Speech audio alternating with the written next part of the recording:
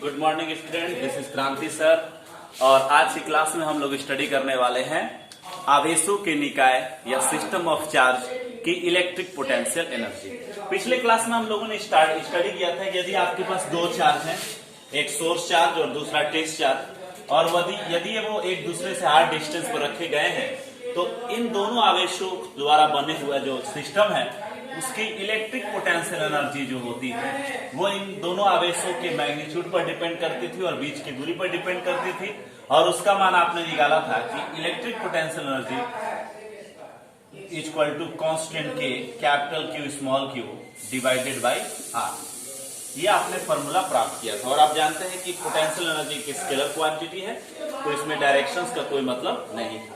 यदि दोनों आवेश समान है, समान चिन्ह के हैं, यदि कैपिटल क्यू स्मॉल क्यू दोनों पॉजिटिव है या दोनों नेगेटिव है तो इलेक्ट्रिक पोटेंशियल एनर्जी का मान पॉजिटिव होगा। और यदि इन दोनों में से कोई भी एक आवेश पॉजिटिव और दूसरा नेगेटिव होता है तो इलेक्ट्रिक पोटेंशियल एनर्जी का मान ऋणात्मक हो जाता है, क्योंकि capital Q into small Q का मल्टीप्लीकेशन माइनस हो जाएगा। पिछले क्लास में हम लोगों ने ये सीखा था। अब अगर इसी सिस्टम में हम दो से अधिक चार्ज को रख दे, जैसे ये Q1 हो गया, यहाँ हम Q2 ले ले, यहाँ हम Q3 ले ले, तो इस प्रकार से हमारा जो यह आवेशों का एक निकाय बना, सिस्टम बना। इस आवेशों के निकाय या इस आवेशों के सिस्टम की इलेक्ट्रिक पोटेंशियल एनर्जी क्या ऐसे हम कैलकुलेट करेंगे, उसका मान क्या होगा, इसको हमको यहाँ पर स्टडी करना है। ओके, तो थोड़ा सा गौर करते हैं इसके लिए हमारे पास क्या स्ट्रेटजी होनी चाहिए। तो अगर आप लोगों को याद है सुपरपोजिशन प्रिंसिपल इलेक्ट्रिक फोर्स के लिए, तो मैंने उसमें बताया था कि दो आवेशों के बीच लगने वाला जो बल होता है वो किसी तीसरे आवेश की उपस्थिति से स्वतंत्र होता है। और इसका दूसरा जो पॉइंट था वो ये था कि दो आवेशों के किसी निकाय के किसी एक आवेश पर लगने वाला कुल इलेक्ट्रिक फोर्स आवेशों में उपस्थित सभी जो जितने भी आवेश हैं, निकाय में उपस्थित जितने भी आवेश हैं, सब आवेशों द्वारा उस चार्ज पर जिसमें आप इंटरेस्टेड हैं, जिसको आप टेस्ट चार्ज ले रहे हैं, उस पर लगने वाले बलों के सदिशीय योगफल के बराबर होगा। तो यहाँ दो पॉइंट्स जो था उसमें जो दूसरा पॉइंट को हम अगर लेकर चल रहे हैं तो वो कहता है कि यदि कोई आपके पास एक सिस्टम है, मान लेते हैं ये सिस्टम हो गया, और इस सिस्टम में आवेश है Q1, Q2, Q3 और ये मान लेते हैं ये Q1 चार्ज है। अब मान लेते हैं आप चार्ज 1 पर इंटरेस्टेड हैं कि चार्ज 1 पर नेट फोर्स की आपको गणना करनी है इन निकाय में उपस्थित सभी आवेशों के कारण। तो चलिए इसके लिए क्या है, तो हम वेक्टर खींच देते हैं, फोर्स वेक्टर खींचते हैं। ये हो जाएगा F1/2, ये हो जाएगा 1 पर, इसके द्वारा 3 के द्वारा F1/3, और n जो होगा वो 1 पर लगाएगा F1/n। ये सदिश के रूप में रहेंगे। तो सुपरपोजिशन प्रिंसिपल कहता है कि फर्स्ट चार्ज पर लगने वाला जो फोर्स होगा ये निकाय में उपस्थित जितने भी चार्ज होंगे उन सभी द्वारा फर्स्ट पर लगने वाले फोर्स का वेक्टर सम होगा, सदिशीय योगफल होगा। इसका मतलब F12 plus F13 plus dot dot dot F1n। ये आपने सुपरपोजिशन प्रिंसिपल में इसको स्टडी किया था।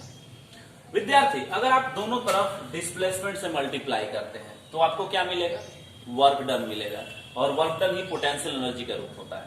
तो यदि आप दोनों तरफ में मल्टीप्लाई करते हैं डिस्प्लेसमेंट से तो F dot D R, F12 dot D R plus F13 dot D R plus F dot dot dot इसको लिख देंगे प्लस F1n डी आर।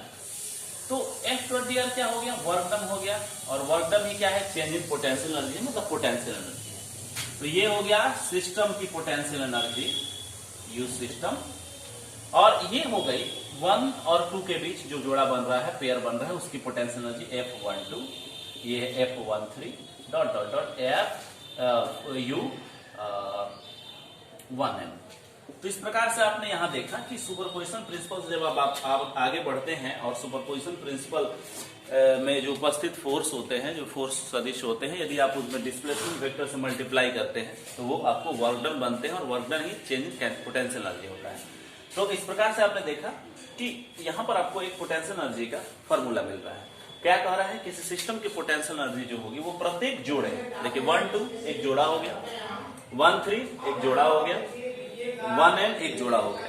तो किसी चार्ज का जो सिस्टम है उसकी इलेक्ट्रिक पोटेंशियल एनर्जी अगर आपको कैलकुलेट करनी है तो उसमें जितने जोड़े बन रहे हैं, मीनिंगफुल जोड़े, जितने मीनिंगफुल जोड़े बन रहे हैं उन सभी मीनिंगफुल जोड़ों की इलेक्ट्रिक पोटेंशियल एनर्जी को आप अलजेब्रिक सम करेंगे, बीजगणितीय उसका योगफल निकालेंगे, क्योंकि स्थितिज ऊर्जा जो है वो एक अदिश राशि है।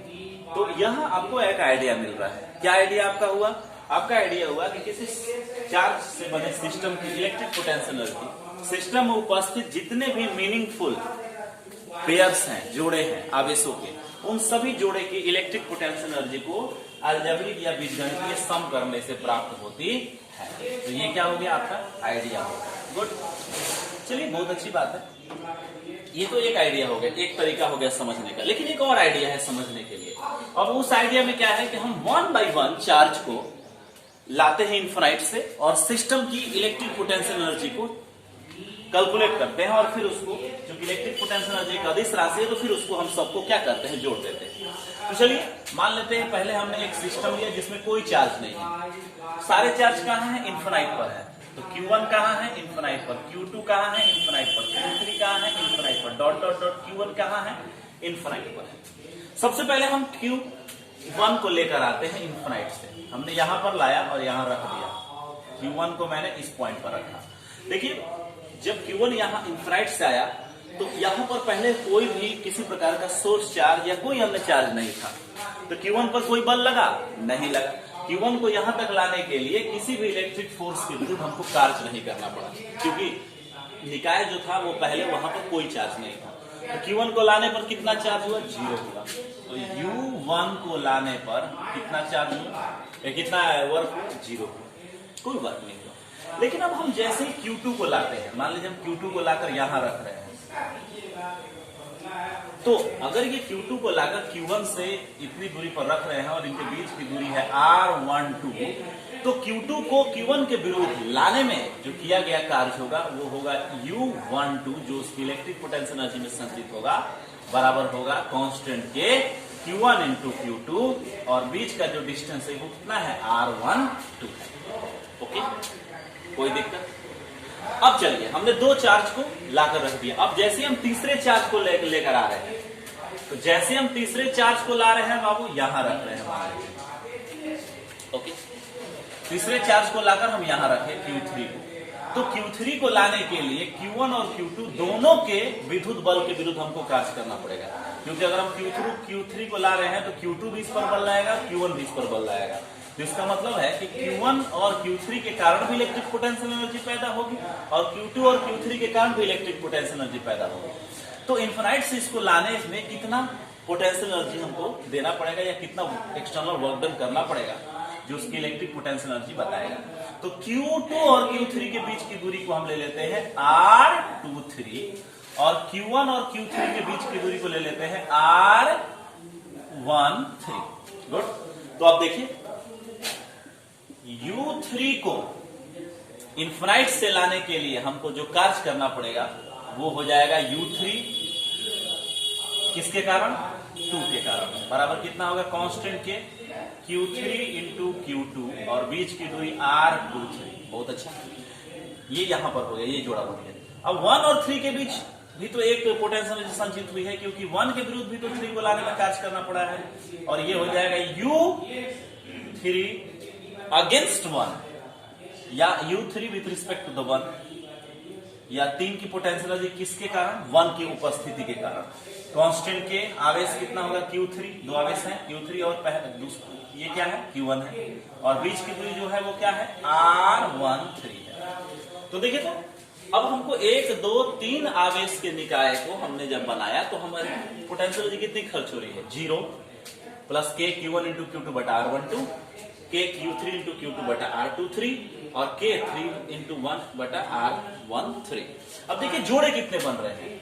1, 2 बना, इसकी पोटेंशियल एनर्जी, 2, 3 बना, यहां पर इसकी पोटेंशियल एनर्जी है, और 1, 3 बना, इसकी पोटेंशियल एनर्जी यहां पर है। तो बाकी तो वही है जो पहले मैंने लिखा था कि जोड़े कितने बन रहे हैं, मीनिंगफुल जो जोड़े बनेंगे उसकी इलेक्ट्रिक पोटेंशियल एनर्जी हमको क्या करनी है? कैलकुलेट करके और उसको सम कर देना है। तो ये भी एक तरीका है जिसमें इन्फिनाइट से आवेश को आप एक एक करके लाते हैं, लेकिन ये लेबोरियस हो गया। ये क्या हो गया? लेबोरियस फॉर्म हो गया। ये जो फॉर्म है, ये जो तरीका है, ये बड़ा इजी है। बस जोड़े देखिए जितने बनते हैं और सारे जोड़े के लिए इलेक्ट्रिक पोटेंशियल एनर्जी को लिख दीजिए। लेकिन ये जो तरीका है ये मैनुअल, रियल में वर्किंग प्रोसेस यही है।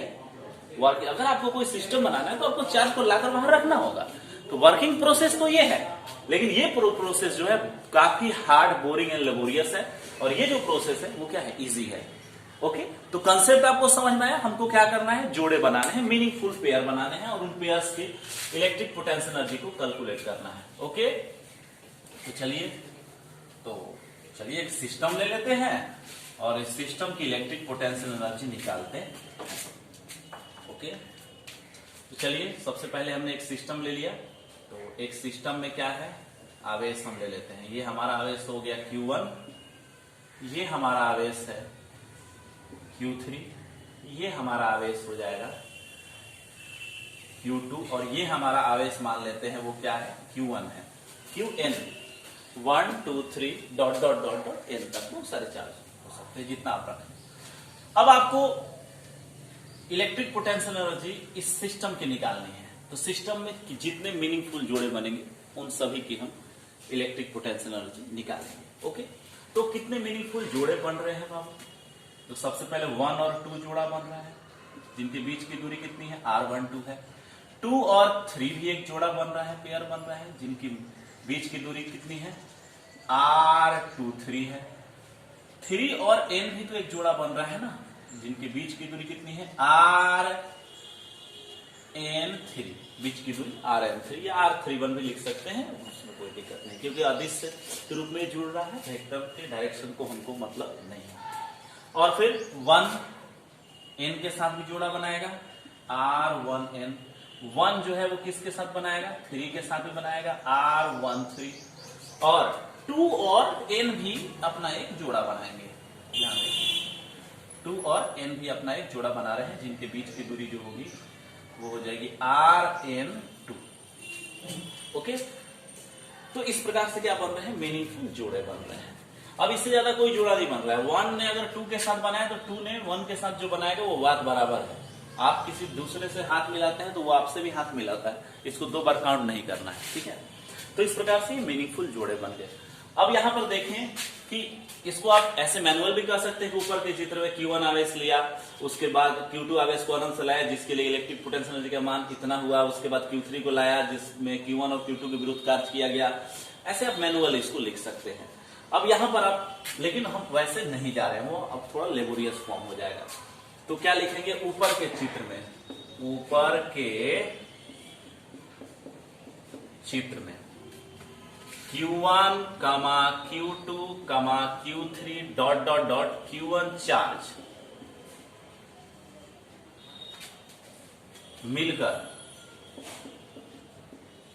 मिलकर एक सिस्टम बना रहे हैं। क्या कर रहे हैं, सिस्टम बना रहे हैं, एक आवेशों का सिस्टम या सिस्टम ऑफ चार्ज।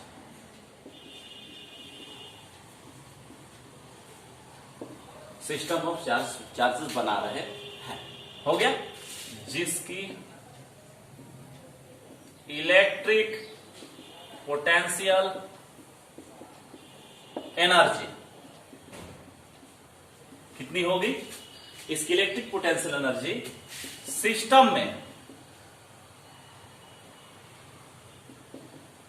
उपस्थित चार्जेस की मीनिंगफुल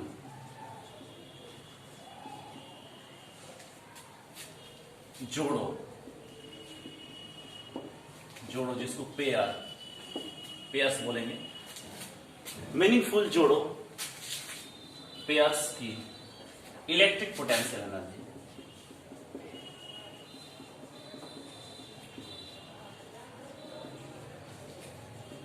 का बीजगणितीय योगफल होगा, बीजगणितीय योगफल होगा। गुड, ये आपका आइडिया हो गया, मतलब पूरा जो कंसेप्ट है इसी आइडिया पर चल रहा है। अगर ये आइडिया आप समझ गए हैं तो पूरे कंसेप्ट को आप क्या है, कंप्लीट कर लिए हैं। गुड, बहुत बढ़िया। ओके, तो चलिए हम थोड़ा सा आगे बढ़ते हैं और मीनिंगफुल जोड़ों को लेते हैं। तो भैया मीनिंगफुल जोड़े हैं कितने, यहां हमारे हैं मीनिंगफुल जोड़ों को लेने के लिए। तो चलिए, तो यू सिस्टम मतलब सिस्टम की इलेक्ट्रिक पोटेंशियल एनर्जी बराबर कितने जोड़े बन रहे हैं, U12 बनेगा, गुड। उसके बाद U13 बना रहे हैं, प्लस U1 का N के साथ बनाएंगे, U1N, बहुत बढ़िया, प्लस 1 का काम हो गया, 1 ने 2 के साथ बनाया, 1 ने 3 के साथ बनाया, 1 ने N के साथ बनाया। अब 2 1 के साथ बनाएगा, नहीं ये नहीं लेंगे, 1 और 2 बना लिया तो 2 और 1 बात वही है ना, 1 और 2 ने एक जोड़ा बनाया, तो 2 और 1 ने दूसरा जोड़ा थोड़े बनाएगा, वो तो वही ना जोड़ा हो गया। तो अब कौन बचा, 2 3 बचा और 2N बचा, तो U23 प्लस U2N प्लस, अब देखिए 3 किसके साथ बनाएगा, 3 1 के साथ बनाएगा, लेकिन मीनिंगफुल नहीं होगा क्योंकि 1 ने पहले ही 3 के साथ बना लिया है। 3 2 के साथ भी नहीं बनाएगा क्योंकि 2 ने 3 के साथ पहले जोड़ा बना लिया, वो काउंट हो चुका है। तो 3 को कौन बचा, केवल N बचा, तो क्या हो जाएगा, dot dot dot dot dot dot dot, क्यों, क्योंकि बाकी जो चार्ज है ना 3 4 5 6 7 8 9 10, तो ये हो जाएगा U3 with N। Any problem, 3 with N, 3 ने 1 के साथ बनाया क्योंकि 1 ने 3 के साथ पहले बना लिया है, 2 के साथ बन ही गया है ये, ओके। 2 ने N के साथ बनाया है, 2 ने N के साथ बनाया है, गुड। तो इस प्रकार से ये आपके जोड़े हो गए। अब इन जोड़ों की पोटेंशियल एनर्जी हमने यहां पर कैलकुलेट कर ले ली है। अब इसका मान हम लेते हैं, क्योंकि इलेक्ट्रिक पोटेंशियल एनर्जी यदि आपके पास दो चार्ज है Q1 और Q2 और इनके बीच का डिस्टेंस R है, तो इलेक्ट्रिक पोटेंशियल एनर्जी का जो वैल्यू होता है वो होता है कांस्टेंट के Q1 इंटू Q2 बटा बीच का डिस्टेंस R। तो चलिए सबसे पहले 1 2 ले रहे हैं, तो कांस्टेंट के 1 2 है, 1 2 आवेश क्या हो गया, Q1 और Q2 हो गया, तो आवेश हो गया Q1, दूसरा आवेश क्या हो गया Q2, बीच का डिस्टेंस कितना है R12, बहुत बढ़िया, प्लस उसके बाद क्या है 1 3 है, तो हो जाएगा कांस्टेंट के Q1 इंटू Q3 बटा R13 प्लस उसके बाद क्या है 1N है, 1 का N के साथ है, तो कितना हो जाएगा कांस्टेंट के Q1 इंटू QN बटा R1N, बहुत बढ़िया। उसके बाद प्लस, अब 2 वाला जोड़ा लेते हैं, 2 3 और 2N है, तो बस ज्यादा यहीं से देखिए 2 3, तो हो जाएगा कांस्टेंट के Q2 इंटू Q3 बटा R23 प्लस कांस्टेंट के Q2 इंटू QN बटा R2N और प्लस लास्ट जोड़ा जो आपका बच रहा है वो 3 और N के बीच है, हो जाएगा कांस्टेंट के Q3 QN बटा R3N या N3 या R3N, 3N 2N, ऐसा कोई अंतर नहीं क्योंकि वेक्टर तो ये है 3N। यहां देखिए यहां डॉट डॉट डॉट ऐसा दे देंगे क्योंकि बहुत सारे टर्म्स हैं, ऐसी बात नहीं कि केवल कुछ ही टर्म्स है, 4 ही टर्म्स हैं, N का कोई भी मान हो सकता है, बहुत सारे टर्म्स हैं, ओके गुड, बहुत बढ़िया। थोड़ा सा आगे बढ़ रहे हैं, तो हम इसको सम कर देते हैं, तो इसको हम सम करेंगे तो कैसे सम करेंगे, थोड़ा सा ध्यान दीजिए, कांस्टेंट के तो बाहर निकल जाएगा, 1 2 1 3 1N 2 3 2N, इस प्रकार 3N ऐसे हैं, तो हम इसको ऐसे लिख देते हैं, ये एक तरीका हो गया लिखने का। तो हम इसको सिस्टम U सिस्टम बराबर हम इसको लिखेंगे, कांस्टेंट के को हम बाहर कर देंगे और सम का चिन्ह देंगे। 2 आवेश हैं, कोई भी हो सकते हैं, 1 2 2 3 3 1 1 3 4 1 4 2 5 1 10 10 5, कुछ भी हो सकता है, तो लिखेंगे QI QJ, जहां I और J कुछ भी हो सकता है, 1 2 3 4, कुछ भी मतलब निगेटिव नंबर नहीं होगा, 0 नहीं होगा, पॉजिटिव नंबर 1 2 3 4 और नंबर्स होंगे इंटीजर, और बटा में कितना हो जाएगा, सम के अंदर ही रखना है इसको, सम में बड़ा बना देता हूं, बटा RIJ, ये आपका हो गया शॉर्ट फॉर्म में, मैथमेटिकल फॉर्म में इसको लिख दिया गया। अब आप देखिए आपने सर ये कैसे हो गया, ये आपने लिखा क्या, तो सबसे पहले तो ये सिग्मा है, सिग्मा का मतलब होता है सम कर देना, मैंने सम कर दिया। यहां पर देखिए सारे टर्म्स को जोड़ा गया है।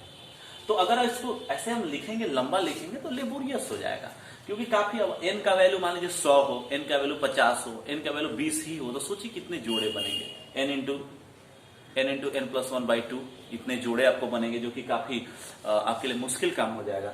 तो आप इसको क्या करेंगे, सम के फॉर्म में लिख देंगे। तो जैसे ही सम लिखेंगे, यहां देखिए एक आवेश यहां है, दूसरा यहां पर है, तो आई और जे इसका कोई भी नंबर हो सकता है, और बीच का डिस्टेंस 1 और 2, 2 और 3, तो आई और जे लिख देंगे। लेकिन यहां ध्यान देना है विद्यार्थी, आई जे के बराबर नहीं होना चाहिए।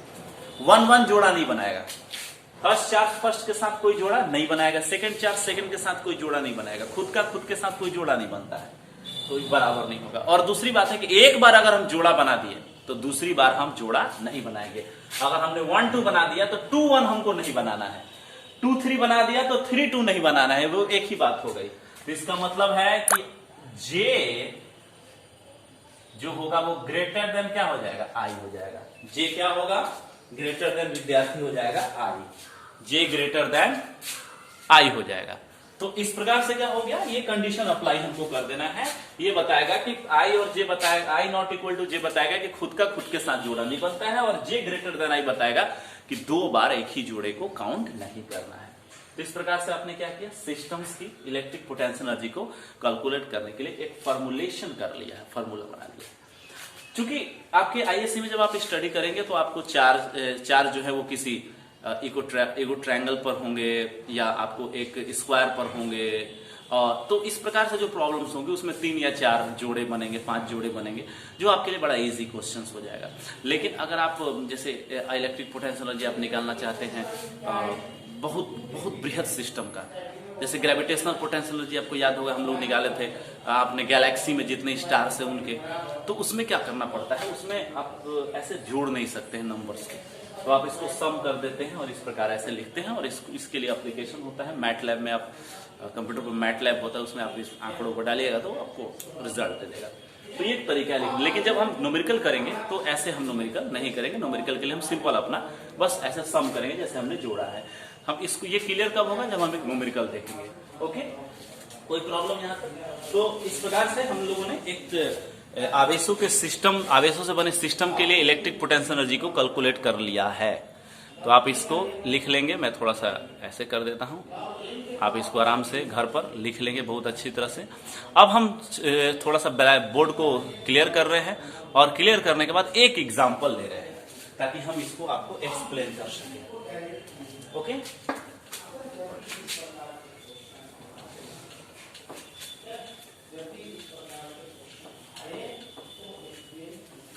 तो एक एग्जाम्पल लेते हैं। एग्जाम्पल में हम एक इको ट्रायंगल लेते हैं, और इसमें एक ट्रायंगल है समबाहु, और इसकी भुजाएं जो हैं वो 10 सेंटीमीटर की है। 10 centimetre, A equal to 10 centimetre और ए इक्वल टू 10 सेंटीमीटर, और इनके कॉर्नर पर चार्ज को हमने रखा है। चार्ज का मैग्नीट्यूड और साइन दोनों अलग अलग कुछ भी हो सकते हैं। ये क्यू है, ये है +2Q, और ये है -4Q। अब इस सिस्टम की इलेक्ट्रिक पोटेंशियल एनर्जी आपको कैलकुलेट करनी है, तो कुछ करना नहीं है, मीनिंगफुल जोड़े बनाने हैं। तो चलिए, बड़ा इजी है। यू सिस्टम आपको निकालना है, तो जोड़े बनाइए। सबसे पहले आप इसको नंबरिंग कर दीजिए। ये हो गया 1, ये आप 2 ले लेंगे, और ये क्या ले लेंगे, 3 ले लेंगे। ओके, तो पहला जोड़ा 1 2, दूसरा 2 3, और तीसरा 3 1। यही ना बनेगा, इससे ज्यादा जोड़े नहीं बनेंगे, क्योंकि अगर ये 3 है तो जोड़े बनाने के लिए क्या होता है, n × n + 1/2, 3 × 3 + 1/2। तो कितने जोड़े बनेंगे आपको, 3 sorry n - 1, n × n। Meaningful जोड़े कितने बनेंगे, n × n - 1/2, 3 × 3 - 1, 3 × 2/2 इक्वल टू कितना जोड़ा बनेगा, 3 जोड़ा बनेगा। 1 2 2 3 और 3 1, 3 जोड़े बनेंगे। आप ऐसे भी देख सकते हैं और यहां से भी निकाल सकते हैं। ये परम्यूटेशन एंड कॉम्बिनेशन में आपके सर ने आपको पढ़ाया होगा, तो इस बात को आपको ध्यान रखना होगा। और ये हाथ मिलाने वाले न्यूमेरिकल प्रॉब्लम पूरे बनते हैं कि एक पार्टी में इतने आदमी हैं, n बराबर 50 आदमी एक दूसरे से हाथ मिलाए, नंबर ऑफ जोड़े कितने बने वगैरह वगैरह, कितने लोगों ने कितने से हाथ मिलाए वगैरह वगैरह। ठीक है, चलिए तो जोड़े कितने बनेंगे 3, number of pairs, number of pairs कितने होंगे 3।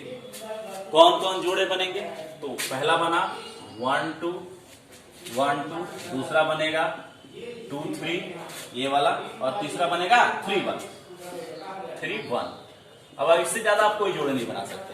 देखिए 1 2 2 3 और 3 1, 1 का 2 से बन ही गया, 1 का 3 से बन ही गया, अब 3 का 1 से नहीं बनाना है। ठीक है, तो इस प्रकार 3 जोड़े बने। तो नंबर ऑफ पेयर्स कितने हो गए 3 हो गए। चलिए बहुत अच्छा, तो हमने इसको समझा। अब हमको लिखना है, तो क्या लिखेंगे, U system electric potential energy of system of charge. तो लिखेंगे U12 प्लस U23 और प्लस U31। ओके गुड, चलिए राइट कर देते हैं। 1 2 1 2 यहां ध्यान देंगे, तो सबसे पहले कांस्टेंट के लिखेंगे और 1 और 2 चार्ज को लिखेंगे Q1 इंटू Q2। तो Q1 है Q और Q2 कितना है -4Q डिवाइडेड बाई बीच की दूरी कितनी है A है जो 10 सेंटीमीटर है। गुड, पहला 1 2 का काम हो गया। 2 3 जोड़ा नंबर 2 3, 2 आवेश कितना है -4Q, यहां आवेश कितना है 2Q, बीच की दूरी A है, तो कांस्टेंट के -4Q और इंटू क्या हो जाएगा 2Q, और बीच का डिस्टेंस कितना है A ही है क्योंकि समबाहु त्रिभुज पर रखा गया, और तीसरा जोड़ा जो होगा वो 3 1 हो जाएगा, या 1 3 या 3 1 जो आप कहिए। कांस्टेंट के 3 1 अगर करते हैं तो ये आवेश हो गया 2Q पहला आवेश, और दूसरा आवेश जो है वो यहां पर जो है वो Q है जिसको आप 3 और 1 बोले हैं, और बीच का डिस्टेंस कितना है A। आसान है। अब देखिए क्या होगा, इसको सॉल्व कर देते हैं, ये एकदम इजी फॉर्म में आ गया, और बस इसमें कुछ करना नहीं है, जो कॉमन चीज है उसको आप कॉमन ले लो, और बाकी जो चीज है उसको पोस्ट में रखकर नंबर्स जो आपको बचेंगे पोस्ट में, उन नंबर्स को आप जोड़ घटाव कर देना, और आपका इलेक्ट्रिक पोटेंशियल एनर्जी इस सिस्टम का मिल जाएगा। तो सबसे पहले देखो यहाँ कांस्टेंट के Q² बटा A² कॉमन कर देते हैं, सॉरी A कॉमन कर देते हैं। Q² Q सब में देखो Q इंटू Q मल्टीप्लाई हो रहा है, Q इंटू Q मल्टीप्लाई हो रहा है, Q इंटू Q मल्टीप्लाई हो रहा है, K सब में कॉमन है, A कॉमन है, बाहर निकाल दिया। अब देखो यहाँ कितना बचेगा -4, फर्स्ट टर्म बचा -4, सेकेंड टर्म में -8, और थर्ड टर्म में बचेगा +2। ओके, एक बार फिर देख लो, 4 यहाँ -4 बच रहा है, यहाँ -4 इंटू 2 इक्वल टू -8 बच रहा है, और यहाँ 2 इंटू 1 बराबर +2 बच रहा है। तो कितना हो जाएगा U system, okay, U system जो है वो हो जाएगा विद्यार्थी आपको Q² बटा A, और यहाँ नंबर्स कितने हो जाएंगे -4 -8 -12 और +2 इक्वल टू -10, तो माइनस कितना हो जाएगा 10। ये आपका क्या हो गया आंसर हो गया, मतलब -10, इसको आप यहां लिख देंगे और अच्छा लगेगा, -10 KQ² बटा A। अब अगर स्मॉल q का वैल्यू दिया होगा, A का वैल्यू दिया है, K का आप वैल्यू जानते हैं 9×10⁹, आप रख कर इलेक्ट्रिक पोटेंशियल एनर्जी सिस्टम की निकाल सकते हैं। Okay, any problem? माइनस का मतलब इलेक्ट्रिक पोटेंशियल एनर्जी ऋणात्मक है, इसका मतलब सिस्टम जो है वो बाउंड सिस्टम में बंधा हुआ होगा। ठीक है, कोई दिक्कत? और ये तभी होता है जब ये नेगेटिव साइन आने का मतलब है कि अट्रैक्टिव फोर्स जो है वो रिपल्सिव फोर्स की अपेक्षा डोमिनेट्स है। देखिए माइनस वाले जो टर्म्स, ये -4Q है, ये काफी बड़ा है Q और 2Q से, तो ये टर्म माइनस वाला टर्म डोमिनेट है, तो ये इन दोनों को अपने साथ अट्रैक्टिव बांधा रहेगा। तो बाउंडेड सिस्टम जो होते हैं उनकी इलेक्ट्रिक पोटेंशियल एनर्जी माइनस होती है, तो ये बंधा हुआ सिस्टम होगा। तो मतलब इसको अगर तोड़ना है तो हमको बाहर से एनर्जी देनी पड़ेगी, तब जाकर ये सिस्टम क्या होगा, टूटेगा, ब्रेक होगा।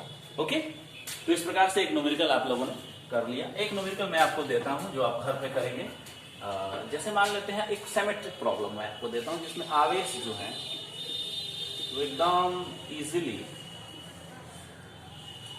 सिंगल मतलब उस आवेश का मान समान है।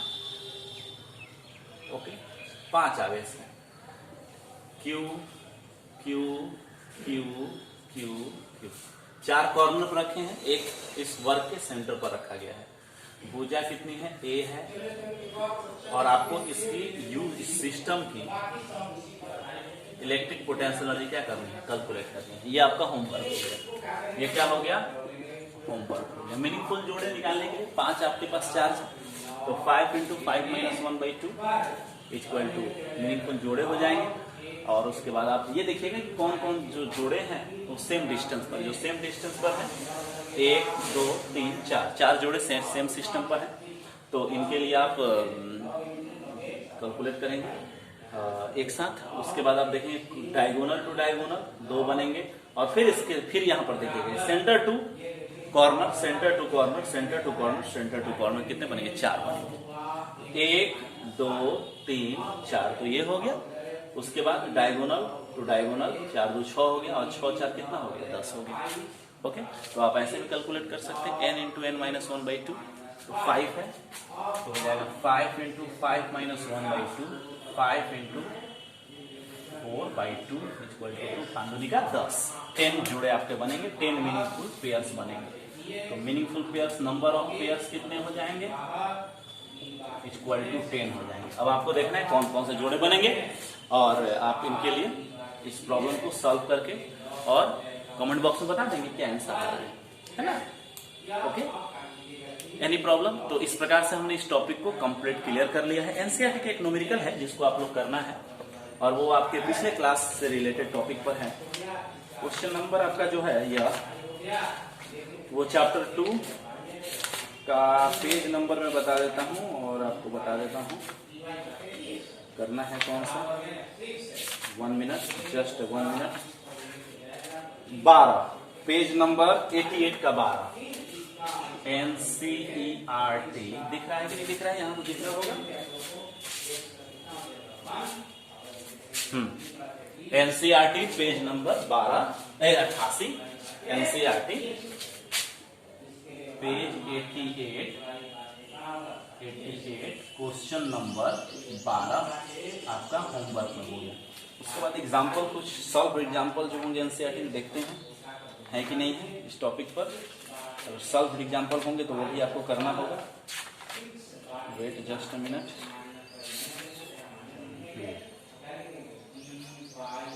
विभव